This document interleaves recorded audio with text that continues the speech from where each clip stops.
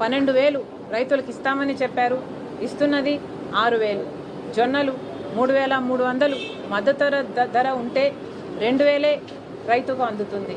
అలాగే పొగాకు 18,000 కూడా పలికింది, కానీ రైతుకు వస్తున్నది మాత్రం 4,000, 5,000 ఇలా వస్తుంది.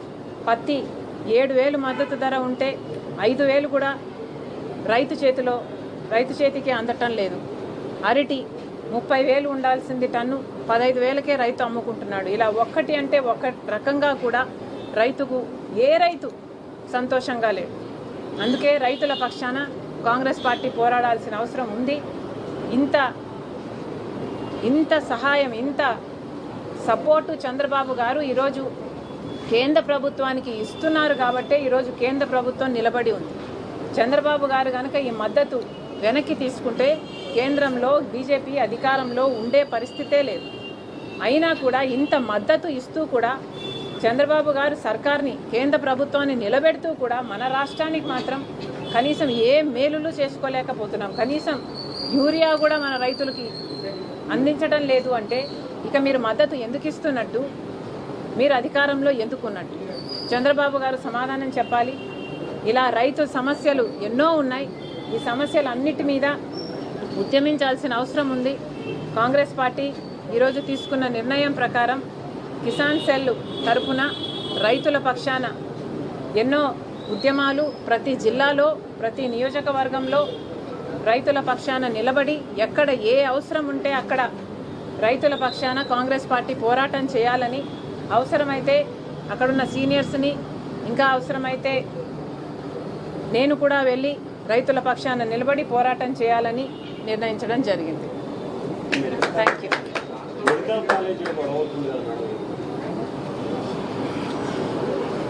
మెడికల్ కాలేజీలకు సంబంధించి కాంగ్రెస్ పార్టీ మెడికల్ కాలేజీలని ప్రైవేటైజ్ చేయడాన్ని తీవ్రంగా ఖండిస్తుంది, తీవ్రంగా వ్యతిరేకిస్తుంది. వైసీపీ ప్రభుత్వం జగన్మోహన్ రెడ్డి గారి అధికారంలో ఉన్నప్పుడు మెడికల్ కాలేజీలు పూర్తి చేయలేకపోయారు. అందుకే మేము ఈరోజు ప్రైవేటైజ్ చేయాల్సి వస్తుంది అని చంద్రబాబు గారు చెప్తున్నారు. అయ్యా, ఆ ప్రభుత్వం పూర్తి చేయలేకపోతే ఇప్పుడు మీ ప్రభుత్వం ఎందుకు పూర్తి చేయలేకపోతుందో చంద్రబాబు గారు సమాధానం చెప్పాలి. ఇప్పటికీ నాకు తెలిసి దాదాపు 2,500 సీట్లు ప్రతి ఏడాది మెడికల్ కాలేజీల నుంచి పిల్లలు బయటకు వస్తుంటే ఈ అడిషనల్ కాలేజెస్ అన్నీ కలిపితే ఇంకొక 2,500 సీట్లు ఉంటాయని అంచనా. మరి ఇంత పెద్ద స్థాయిలో ఈ మెడికల్ కాలేజీలు స్టూడెంట్స్ను ప్రొడ్యూస్ చేసేటప్పుడు ఇలాంటి ఒక పాలసీని తీసుకొని మొత్తం అన్నిటినీ ప్రైవేటైజ్ చేసేస్తాం, నారాయణ లాంటి వాళ్ళకి ఇచ్చేస్తాం అనడం చాలా దురదృష్టకరం. ఇలా ప్రైవేటైజ్ చేసుకుంటూ పోతే ఇక పేద బిడ్డలకు లేక తక్కువ ధరకు చదువుకునే అవకాశమే పేదవారికే ఉండకుండా పోతుంది. అసలు పేదవాళ్ళల్లో ఎవరు డాక్టర్ అయ్యే అవకాశమే లేకుండా పోతుంది. మళ్ళీ చెప్తున్నాం, చంద్రబాబు గారికి ఇది తగదు. మీరు అధికారంలో మీరున్నారు, మీరిచ్చిన బలంతో కేంద్రంలో కూడా బీజేపీ పార్టీ అధికారంలో ఉంది. మీరు డబ్బులు తెచ్చుకోగలరు, మీరు కావాల్సిన పర్మిషన్లు తెచ్చుకోగలరు. ఇన్ని సాకులు మానేసి ఈ కాలేజీలన్నిటినీ కూడా ప్రభుత్వమే నడిపేటట్టు, ప్రభుత్వమే పూర్తి చేసేటట్టు, నడిపేటట్టు చేయాలని చంద్రబాబు గారిని కాంగ్రెస్ పార్టీ డిమాండ్ చేస్తుంది.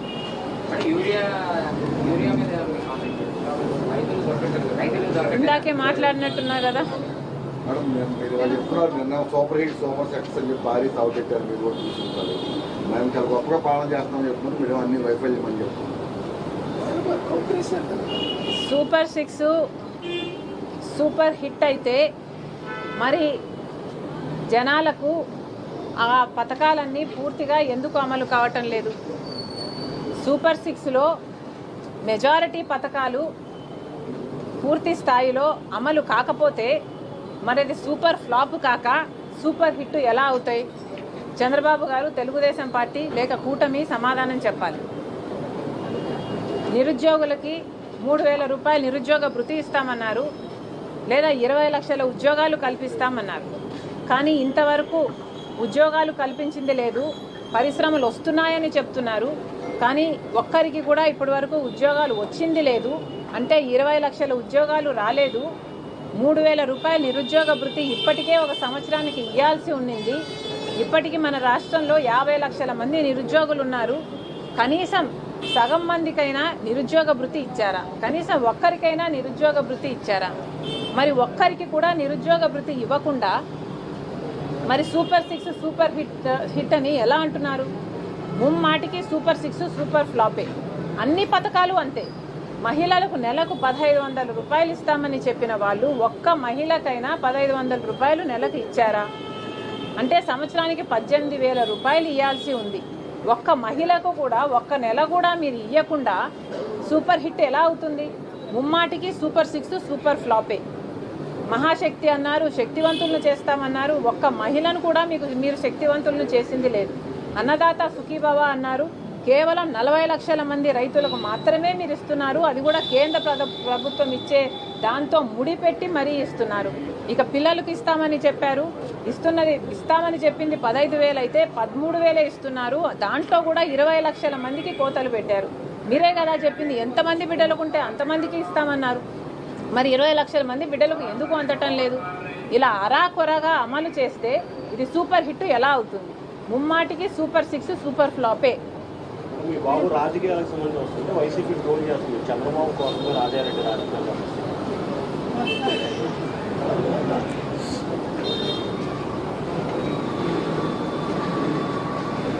అసలు నా కొడుకు ఇంకా రాజకీయాలలో అడుగే పెట్టలేదు. పెట్టకముందే వైసీపీ ఇంతలా రియాక్ట్ అవుతుంది అంటే ఇది భయమా బెదురా? వాళ్ళకే తెలియాలి. కానీ రాజారెడ్డి అని నా కొడుకుకి నామకరణం చేసింది స్వయాన రాజశేఖర రెడ్డి గారు. వైసీపీ సైతాన్ సైన్యం ఎంత అరిచి గీ పెట్టినా నా కొడుకు పేరు వైఎస్ రాజారెడ్డే. ఎన్ని కుక్కలు మొరిగినా దీన్ని మార్చలేవు. నా కొడుకు పేరు రాజారెడ్డే. నా కొడుకు రాజశేఖర రెడ్డి వారసుడే. ఇప్పుడు వీళ్ళు చెప్తున్నది చంద్రబాబు గారు చెప్తే మార్ఫింగ్ చేశారు ఒక వీడియోని. నేను కూడా చూశాను, ఆ టీం కూడా పెట్టింది. మార్ఫ్ చేసిన వీడియోలో చంద్రబాబు గారు చెప్తే నా కొడుకు రాజకీయాలలో వస్తాడు అని నేను చెప్పినట్టు కష్టపడి మార్ఫింగ్ చేశారు.